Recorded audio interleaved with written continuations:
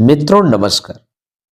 मैं ना सोनांचली कथा कहानी और उपन्यास के संग के साथ पुनः उपस्थित हूँ। मित्रों इस समय मैं वाचन कर रहा हूँ उपन्यास बड़ी दीदी, जिसे लिखा है शरत चंद्र चट्टोपाध्याय ने। अपने वाचन के पिछले क्रम में मैं उपन्यास बड़ी दीदी के भाग 1 और 2 का वाचन कर चुका हूँ। आज लीजिए सुनिए उपन्यास बड़ी दीदी के तीसरे अध्याय का वाचन मेरे अर्थात नाथ सोनांचली के स्वर में। लगभग 4 वर्ष हुए। ब्रजराज बाबू की पत्नी का स्वर्गवास हो गया था। बुढ़ापे के पत्नी वियोग का दुख बूढ़े ही समझ सकते हैं, लेकिन इस बात को जानने दीजिए। उनकी लाडली बेटी माधवी इस 16 वर्ष की उम्र में अपना पति गवा बैठी है। उससे ब्रजराज बाबू के बदन का आधा लहू सूख गया है। उन्होंने बड़े शौक और धूमधाम से अपनी कन्या का विवाह किया था। वह स्वयं धन संपन्न थे, इसलिए उन्होंने धन की ओर बिल्कुल ध्यान नहीं दिया। लड़के के पास धन संपत्ति है या नहीं इसकी खोज नहीं की। केवल यह देखा कि लड़का लिख पढ़ रहा है, सुंदर है, सुशील है, सीधा साधा है। बस यही देखकर उन्होंने माधवी का विवाह कर दिया था। 11 वर्ष की उम्र में माधवी का विवाह हुआ था। 3 वर्ष तक यह अपने पति के यहाँ रही। प्यार दुलार सब कुछ उसे मिला था, लेकिन उसके पति योगेंद्र नाथ जीवित नहीं रहे। माधवी के इस जीवन के सारे अरमानों पर पानी फेरकर और ब्रजराज बाबू के कलेजे में बर्छी भोंककर वह स्वर्ग सिधार गए। मरने के समय जब माधवी फूट फूट कर रोने लगी, तब उन्होंने बहुत ही कोमल स्वर में कहा था, माधवी, मुझे इस बात का सबसे अधिक दुख नहीं है। दुख है तो इस बात का कि तुम्हें जीवन भर कष्ट भोगने पड़ेंगे। मैं तुम्हें आदर सम्मान कुछ भी तो नहीं दे सका। इसके बाद योगेंद्रनाथ के सीने पर आंसुओं की धारा बह चली थी। माधवी ने उनके आंसू पोंछते हुए कहा था, जब मैं फिर तुम्हारे चरणों में आकर मिलूं, तब आदर मान देना। योगेंद्रनाथ ने कहा था, माधवी, जो जीवन तुम मेरे सुख के लिए समर्पित करती, वह जीवन अब सभी के सुख के लिए समर्पित कर देना।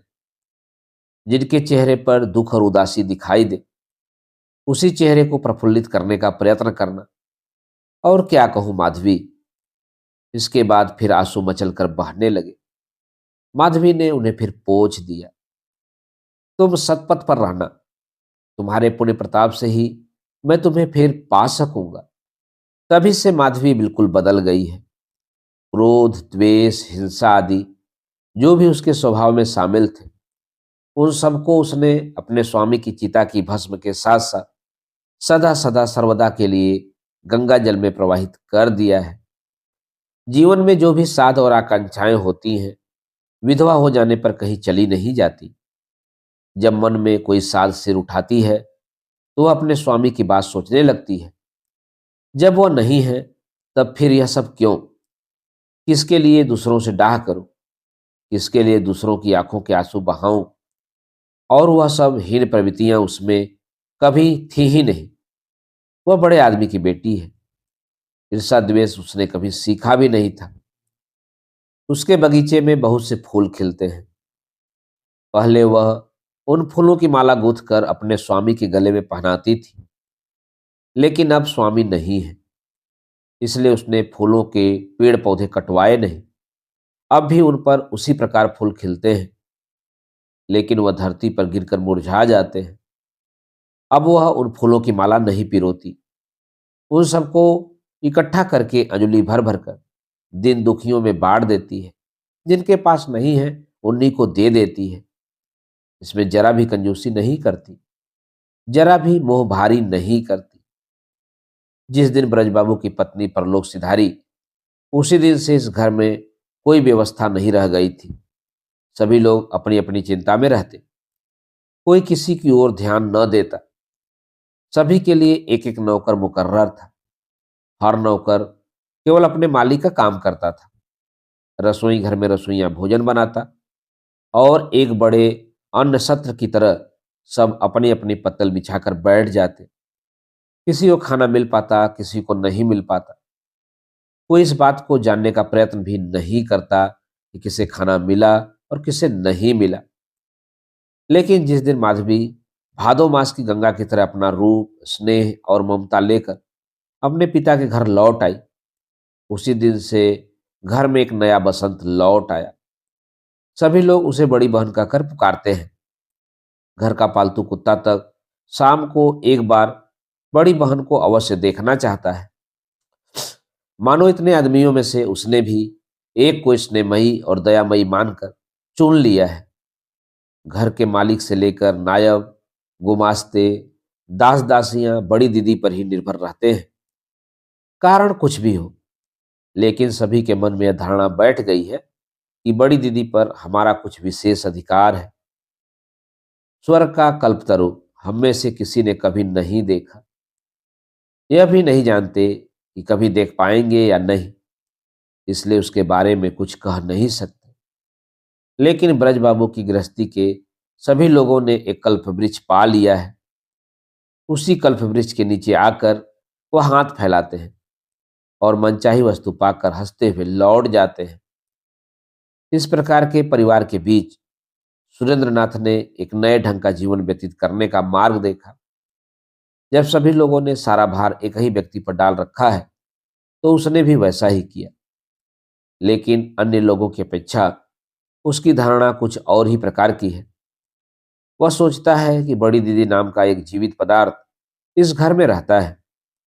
वही सबको देखता सुनता है, सबके नाज नखरे बर्दाश्त करता है और जिस जिस चीज की आवश्यकता होती है वह उसे मिल जाती है। कलकत्ता के सड़कों पर घूम घूम कर उसने अपनी चिंता करने की आवश्यकता थोड़ी सी जानी समझी थी। लेकिन इस घर में आने पर वह इस बात को एकदम भूल गया कि कोई ऐसा दिन भी था जब मुझे स्वयं अपनी चिंता करनी पड़ी थी या भविष्य में फिर कभी करनी पड़ेगी। कुर्ता, धोती, जूता, छाता, घड़ी, जो कुछ भी चाहिए सभी उसके लिए हाजिर है। रुमाल तक कोई उसके लिए अच्छी तरह सजाकर रख जाता है। पहले कौतूहल होता था और वह पूछता था, यह सब चीजें कहाँ से आई? उत्तर मिलता, बड़ी दीदी ने भेजी है। आजकल जलपान की प्लेट तक देखकर वह समझ लेता है कि यह बड़ी दीदी ने ही बड़े प्रयत्न से सजाया है। गणित के प्रश्न हल करने बैठा तो एक दिन उसे कंपास का ख्याल आया। उसने प्रमीला से कहा, प्रमीला, बड़ी दीदी के यहाँ से कंपास लाओ। बड़ी दीदी को कंपास से कोई काम नहीं पड़ता, इसलिए उसके पास नहीं था। लेकिन उसने तत्काल ही आदमी को बाजार भेज दिया। संध्या को सुरेंद्रनाथ टहलकर लौटा। उसने देखा टेबल पर वांछित वस्तु रखी है। दूसरे दिन सवेरे प्रमीला ने कहा, मास्टर साहब, बड़ी बहन ने वह दे दिया है। इसके बाद बीच बीच में एक आध चीज ऐसे ही मांग बैठता, जिसके लिए माधवी बड़ी संकट में पड़ जाती। बहुत खोज करती तब कहीं जाकर प्रार्थना पूरी कर पाती।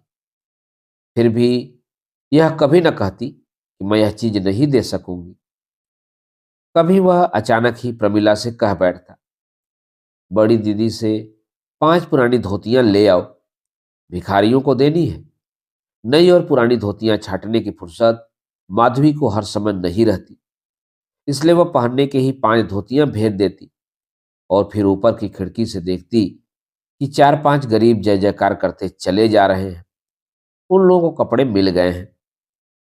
सुरेंद्रनाथ के इस प्रकार के छोटे मोटे आवेदन रूपी अत्याचार नित्य ही माधवी को सहने पड़ते।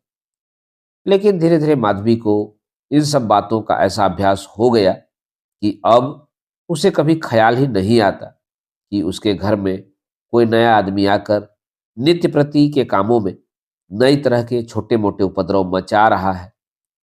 केवल यही नहीं, इस नए व्यक्ति के लिए आजकल माधवी को बहुत ही सतर्क रहना पड़ता है।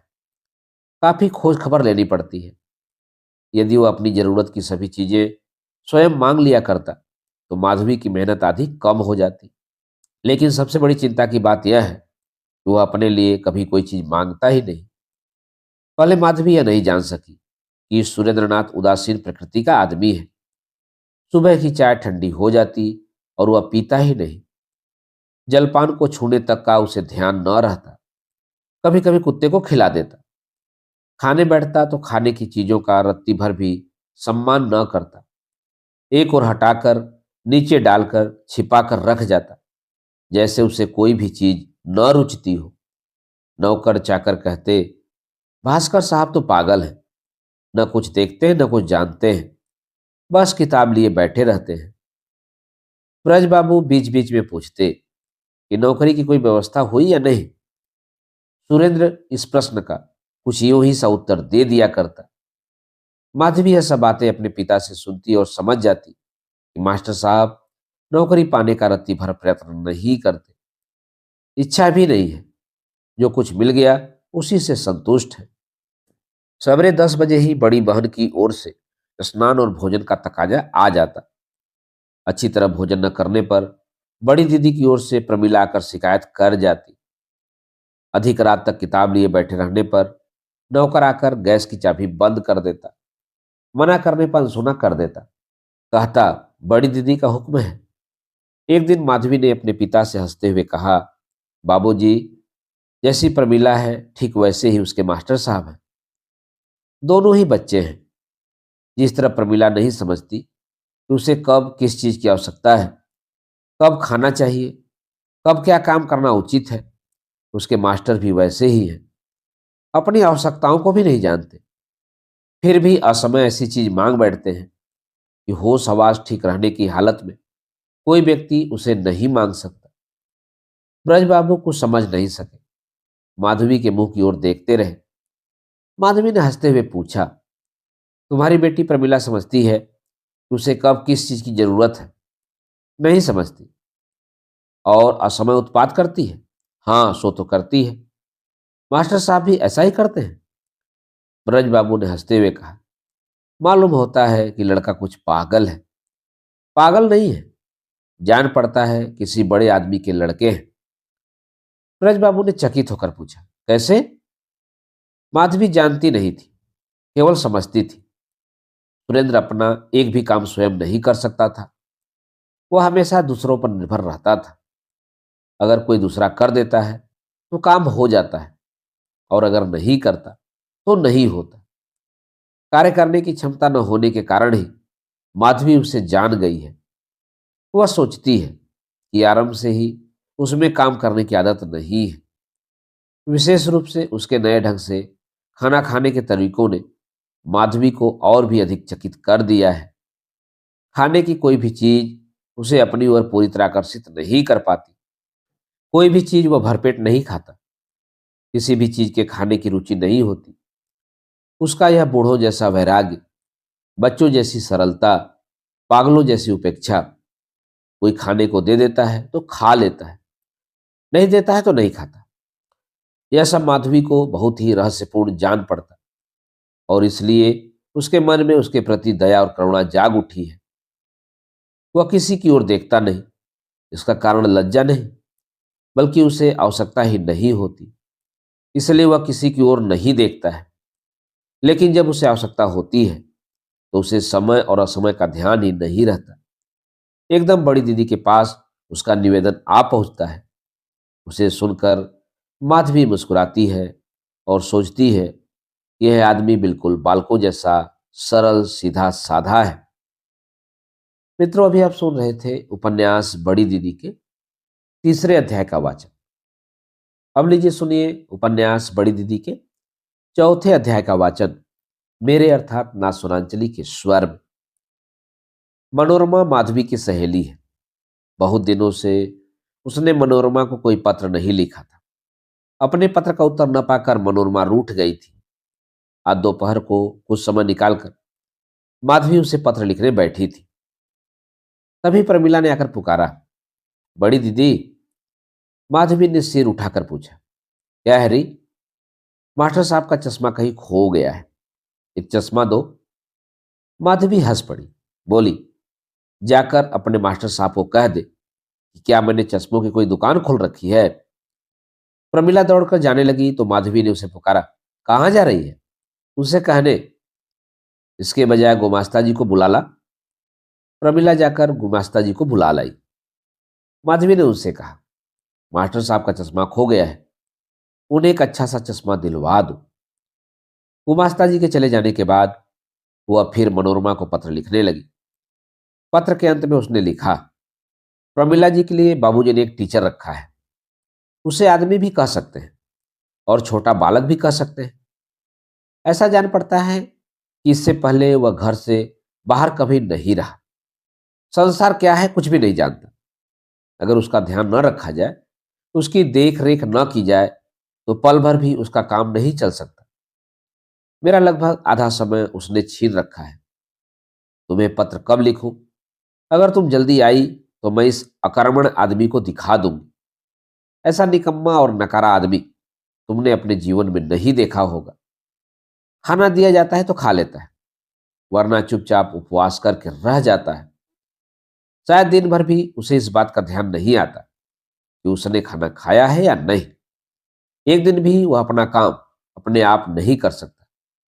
इसलिए सोचती हूँ कि ऐसे लोग घर से बाहर निकलते ही क्यों हैं। सुना है उसके माता पिता हैं, लेकिन मुझे तो ऐसा लगता है कि उसके माता पिता इंसान नहीं पत्थर है। मैं तो शायद ऐसे आदमी को कभी आंख की ओट भी नहीं कर सकती।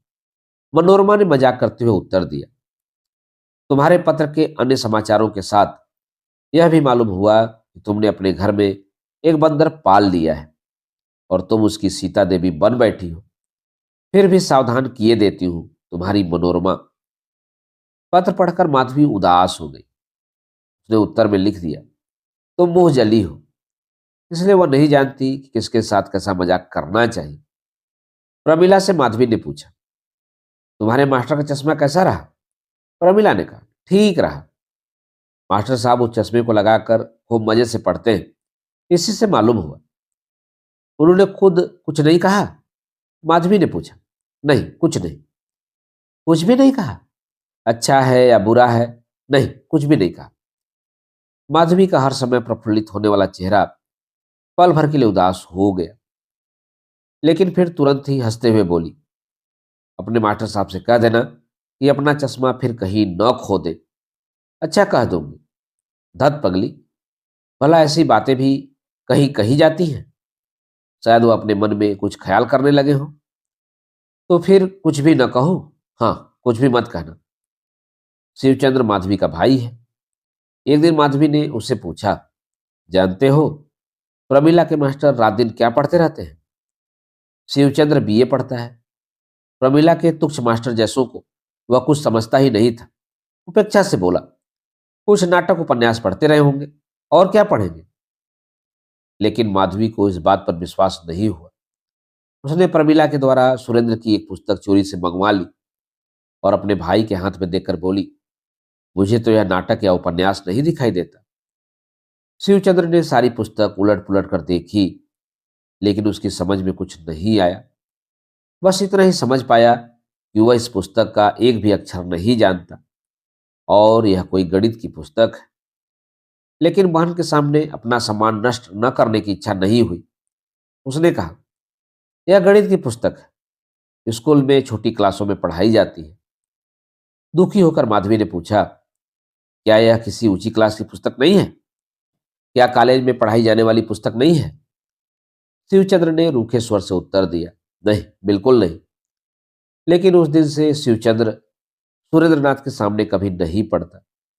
उसके मन में यह डर बैठ गया कि कहीं ऐसा न हो कि वह कोई बात पूछ बैठे, जिससे सारी बातें खुल जाएं और फिर पिता की आज्ञा से उसे भी सवेरे प्रमिला के साथ मास्टर साहब के पास कॉपी पेंसिल लेकर बैठना पड़े।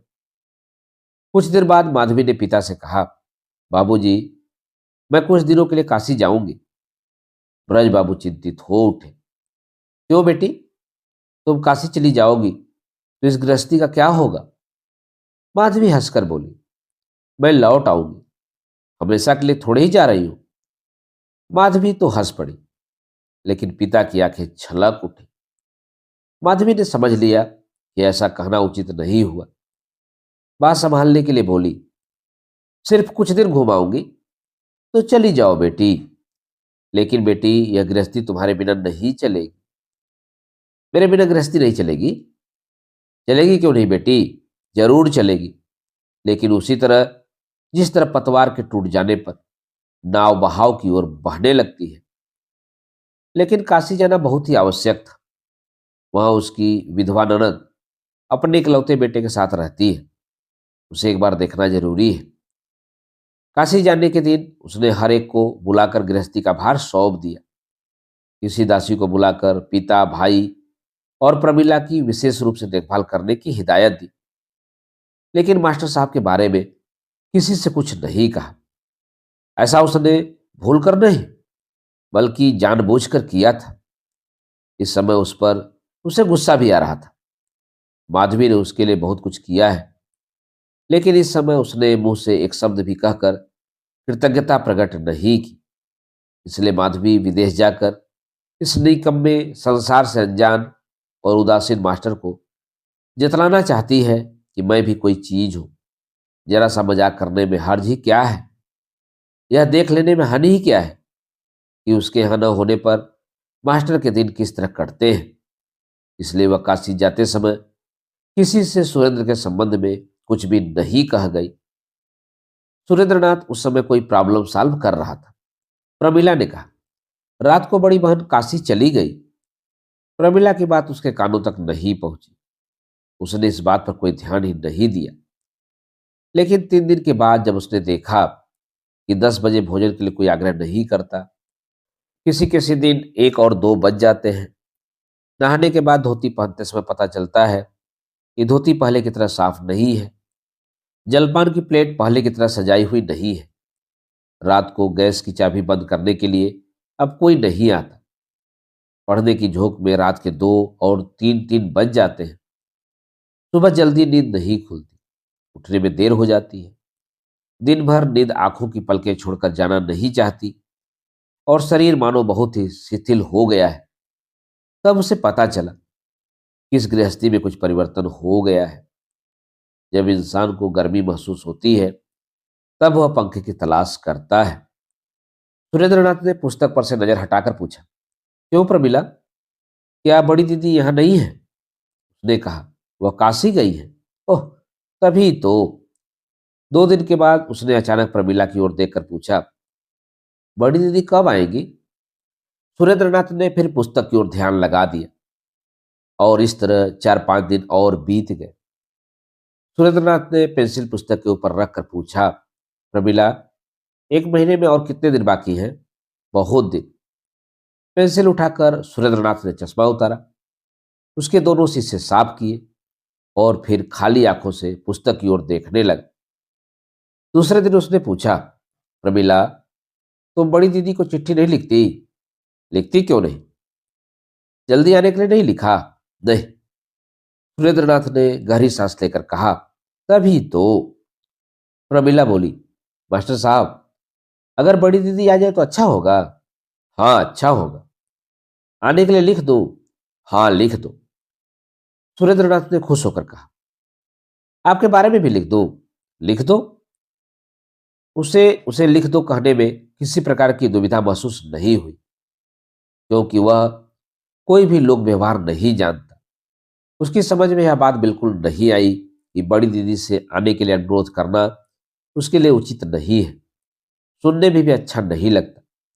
लेकिन जिसके न रहने से उसे बहुत कष्ट होता हो और जिसके न होने से उसका काम न चलता हो, उसे बुलाने में उसे जरा भी अनुचित प्रतीत नहीं हुआ।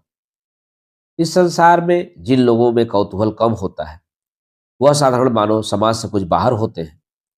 जिस दल में साधारण लोग रहते हैं, उस दल के साथ उन लोगों का मेल नहीं बैठता। साधारण लोगों के विचारों से उनके विचार नहीं मिलते। सुरेंद्रनाथ के स्वभाव में कौतूहल शामिल नहीं है।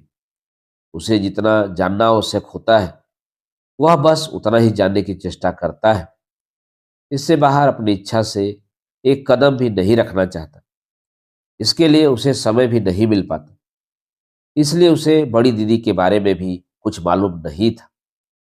इस परिवार में उसके इतने दिन बीत गए। इन 3 महीनों तक अपना सारा भार बड़ी दीदी पर छोड़कर अपने दिन बड़े सुख से बिता दी। लेकिन उसके मन में यह जानने की रत्ती भर भी जिज्ञासा नहीं हुई कि बड़ी दीदी नाम का प्राणी कैसा है, कितना बड़ा है, उसकी उम्र क्या है, देखने में कैसा है, उसमें क्या क्या गुण है, वह कुछ भी नहीं जानता। जानने की इच्छा भी नहीं हुई और कभी ध्यान भी नहीं आया। सब लोग उसे बड़ी दीदी कहते हैं, तो वह भी उसे बड़ी दीदी कहता है।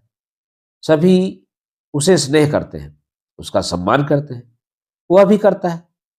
उसके पास संसार की हर वस्तु का भंडार भरा पड़ा है, जो भी मांगता है उसे मिल जाता है। और यदि उस भंडार में से सुरेंद्र ने भी कुछ लिया है, तो इसमें अचंभे की बात कौन सी है। बादलों का काम जिस तरह पानी बरसाना है, उसी तरह बड़ी दीदी का काम सबको स्नेह करना और सबकी खोज खबर रखना है। जिस समय वर्षा होती है, उस समय जो भी हाथ बढ़ाता है, उसी को वह मिल जाता है। बड़ी दीदी के सामने हाथ फैलाने पर भी जो मांगो मिल जाता है, जैसे वह भी बादलों की तरह नेत्रों, कामनाओं और आकांक्षाओं से रहित है। अच्छी तरह विचार करके उसने अपने मन में इस प्रकार की धारणा बना रखी है। आज भी वह जान गया है कि उसके बिना उसका काम एक पल भी नहीं चल सकता। वह जब अपने घर में था, तब या तो अपने पिता को जानता था या भी माता को। वह यह भी समझता था कि उन दोनों के कर्तव्य क्या हैं। बड़ी दीदी के साथ उसका कभी परिचय नहीं हुआ था, और जब से परिचय हुआ है, तब से उसने उसे ऐसा ही समझा है। लेकिन बड़ी दीदी नाम के व्यक्ति को न तो वह जानता है और न पहचानता है। वह केवल उसके नाम को जाना है और नाम को ही पहचानता है। व्यक्ति का जैसे कोई महत्व ही नहीं है, नाम ही सब कुछ है। लोग जिस प्रकार अपने इष्ट देवता को नहीं देख पाते, केवल नाम से ही परिचित होते हैं, उसी नाम के आगे दुख और कष्ट के समय अपना संपूर्ण हृदय खोलकर रख देते हैं। नाम के आगे घुटने टेक कर दया की भिक्षा मांगते हैं।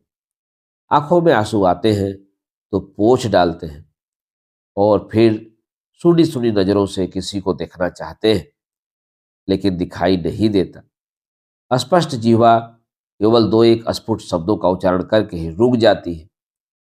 ठीक इसी प्रकार दुख पाने पर सुरेंद्रनाथ स्फुट शब्दों में पुकार उठा, बड़ी दीदी। तब तक सूर्य उदय नहीं हुआ था। केवल आकाश में पूर्वी छोर पर उषा की लालिमा ही फैली थी। प्रमिला ने आकर सोए हुए सुरेंद्रनाथ का गला पकड़कर पुकारा, मास्टर साहब।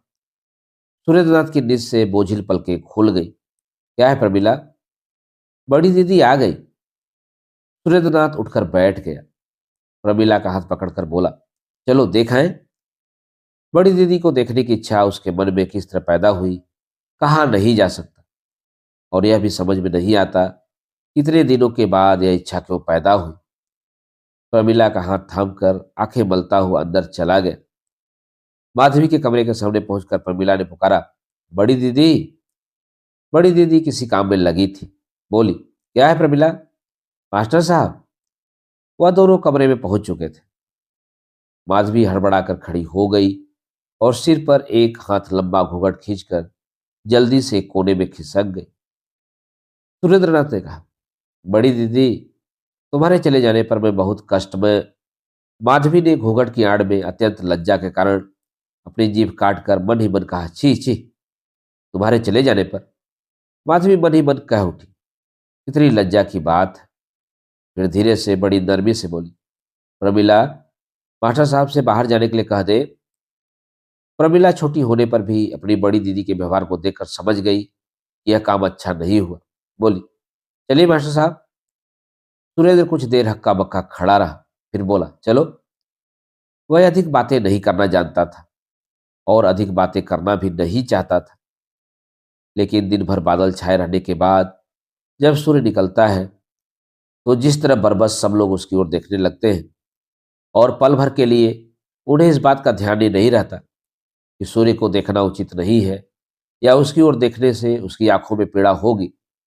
ठीक उसी प्रकार एक मास तक बादलों से घिरे आकाश के नीचे रहने के बाद जब पहले पहल सूर्य चमका, तो सुरेंद्रनाथ बड़ी उत्सुकता और प्रसन्नता से उसे देखने के लिए चला गया था। लेकिन वह यह नहीं जानता था कि इसका परिणाम भी यह होगा। उसी दिन से उसकी देखरेख में कुछ कमी होने लगी। माधवी कुछ लजाने लगी, क्योंकि इस बात को लेकर बिंदुमती मौसी कुछ हंसी थी। सुरेंद्रनाथ भी कुछ संकुचित सा हो गया था। वह महसूस करने लगा था कि बड़ी दीदी का असीमित भंडार असीमित हो गया है। बहन की देखरेख और माता के स्नेह उसे नहीं मिल पाता, कुछ दूर दूर रहकर हट जाता है। एक दिन उसने प्रमिला से पूछा, बड़ी दीदी मुझसे कुछ नाराज हैं? हाँ। क्यों भला? आप उस दिन घर के अंदर इस तरह क्यों चले गए थे? जाना नहीं चाहिए था। क्यों? इस तरह जाना होता है कहीं? बहन बहुत नाराज हुई थी। सुरेंद्रनाथ ने पुस्तक बंद करके कहा, यही तो। एक दिन दोपहर को बादल घिर आए और खूब जोरों से वर्षा हुई। ब्रजराज बाबू आज 2 दिन से मकान पर नहीं है, अपनी जिम्मेदारी देखने गए हैं। माधवी के पास कोई काम नहीं था। प्रमिला बहुत शरारतें कर रही थी। माधवी ने कहा, प्रमिला अपनी किताब ला, देखूं तो कहां तक पढ़ी है। प्रमिला एकदम काठ हो गई।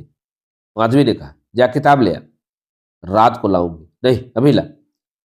बहुत ही दुखी मन से प्रमिला किताब लेने चली गई और किताब लाकर बोली, मास्टर साहब कुछ नहीं पढ़ाते, खुद ही पढ़ते रहते हैं। माधवी उससे पूछने लगी। आरंभ से अंत तक सब कुछ पूछने पर वह समझ गई कि सचमुच मास्टर साहब ने कुछ नहीं पढ़ाया है, बल्कि पहले जो कुछ पढ़ा था मास्टर लगाने के बाद इधर 3-4 महीनों में प्रमिला उसे भी भूल गई। माधवी ने नाराज होकर बिंदु को बुलाया। बिंदु, मास्टर साहब से पूछकर आ, इतने दिनों तक प्रमिला को कुछ क्यों नहीं पढ़ाया। बिंदु जिस समय पूछने गई उस समय मास्टर साहब किसी प्रॉब्लम पर विचार कर रहे थे।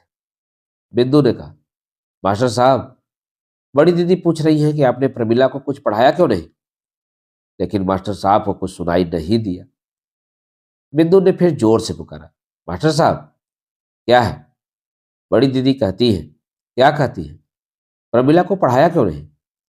अनबड़े भाव से उसने उत्तर दिया, अच्छा नहीं लगता।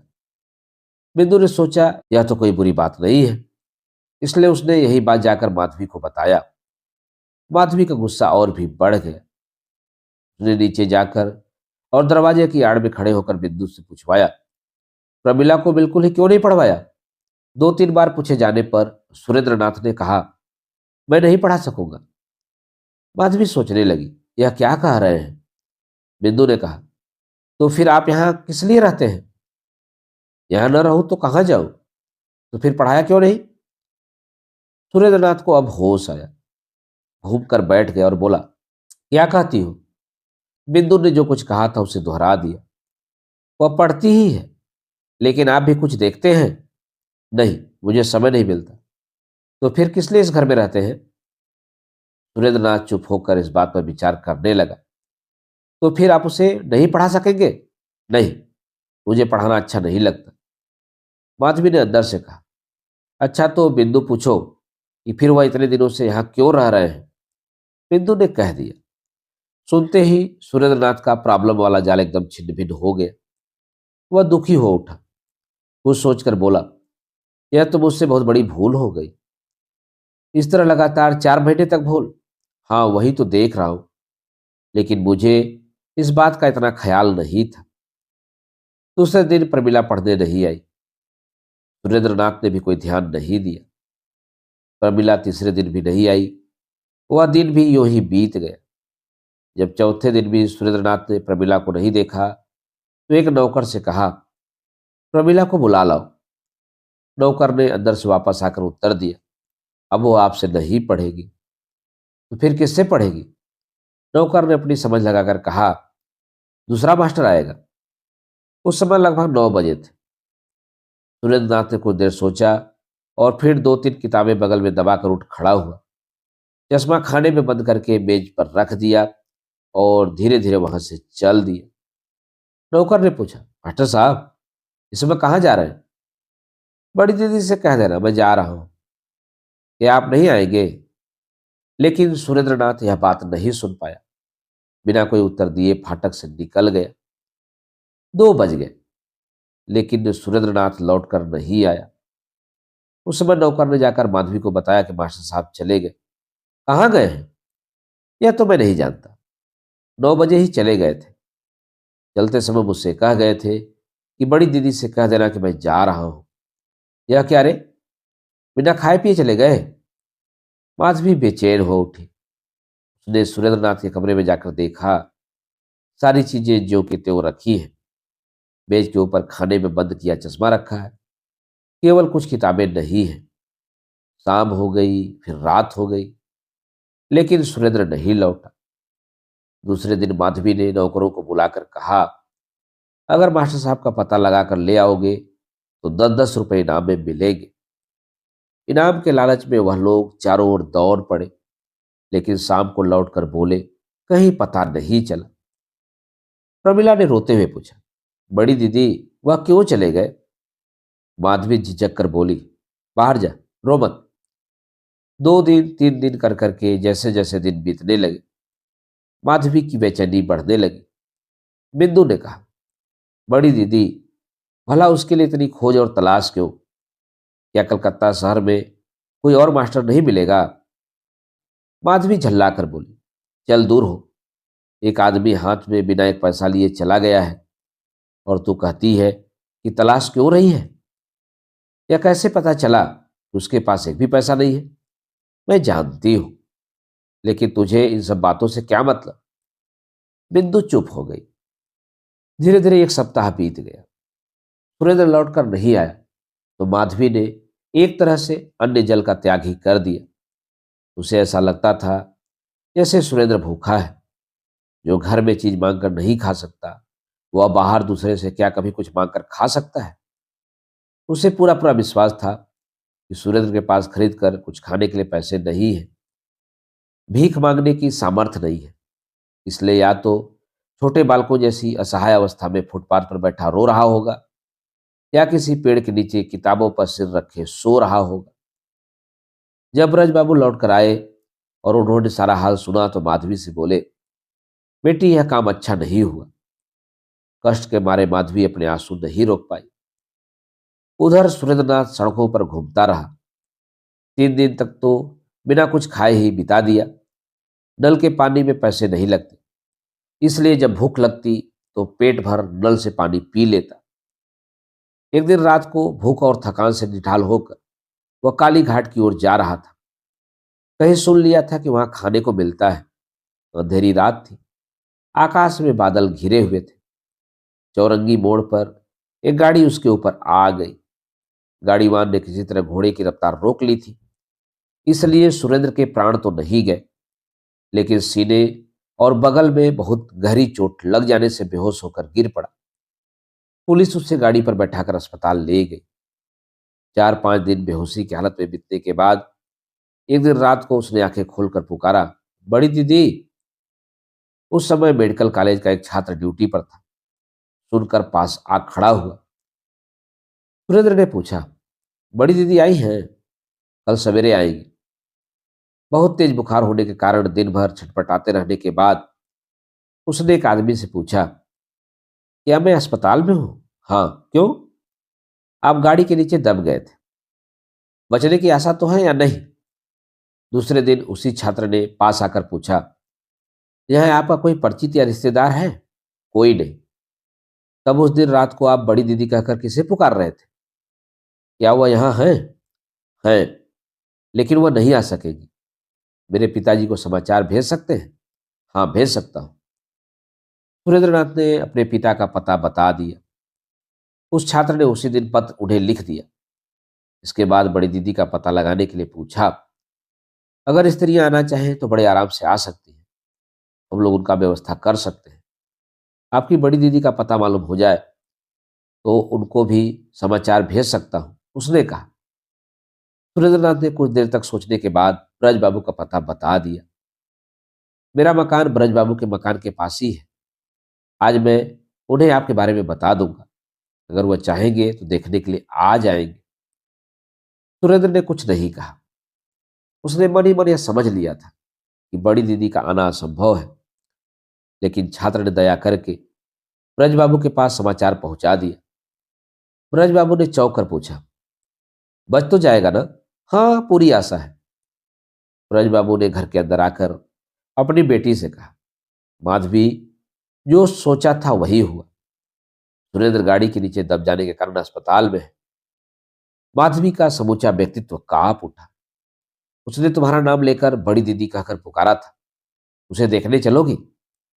उसी समय पास वाले कमरे में प्रमिला ने न जाने क्या गिरा दिया। खूब जोर से झंझनाहट की आवाज आई। माधवी दौड़कर उस कमरे में चली गई। कुछ देर बाद लौटकर बोली, आप देख आइए, मैं नहीं जा सकूंगी। ब्रजबाबू दुखित भाव से कुछ मुस्कुराते हुए बोले, अरे वह जंगल का जानवर है, उसके ऊपर क्या गुस्सा करना चाहिए। माधवी ने कोई उत्तर नहीं दिया तो ब्रजबाबू अकेले ही सुरेंद्र को देखने चले गए। देखकर बहुत दुखी हुए। बोले, अगर तुम्हारे माता पिता के पास खबर भेज दी जाए तो कैसा रहे? खबर भेज दी है, कोई डर की बात नहीं। उनके आते ही मैं सारा इंतजाम कर दूंगा।